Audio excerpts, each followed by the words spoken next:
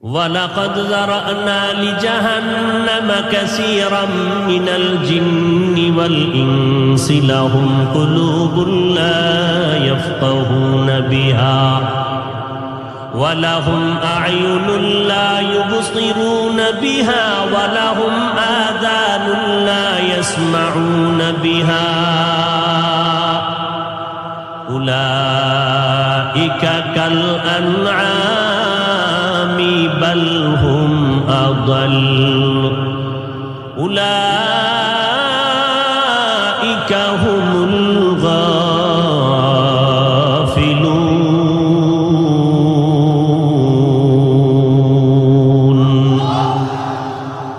সূরা আরাফ 9 পারা আল্লাহ বলেন অধিকাংশ জিন আর মানুষের জন্য আমি জাহান্নাম অবধারিত করে রাখলাম। কম না বেশি? কথা খেয়াল করেন না, কম না বেশি? অধিকাংশ মানুষের জন্য জাহান্নাম, অধিকাংশ জিনের জন্য আমি জাহান্নাম বানায় রাখলাম। তারা কারা? আল্লাহ বলেন লাহুম কুলুবুন লা ইয়াফকাহুনা বিহা, এদের কলব আছে কিন্তু কলব দিয়া তারা চিন্তা ফিকির করে না।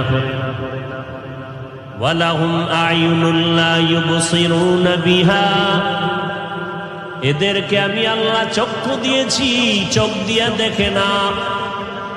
ওয়ালাহুম আযানুন লা ইয়াসমাউনা বিহা, আমি আল্লাহ এদের কান দিলাম, কান দিয়া তারা শুনে না। তাহলে এদের হালাত কেমন? আল্লাহ বলেন উলাইকা কাল আনআম, এই সমস্ত মানুষগুলো হলো চার পাওয়ালা জানোয়ারের মতো। চতুষ্পদ? জবাব দেন না না, বাল হুম আদাল, এরা চতুষ্পদ জন্তুর মতো না, তার থেকেও খারাপ। এরা কুকুরের থেকেও খারাপ, এরা গরুর থেকেও খারাপ। বলে কারণটা কি?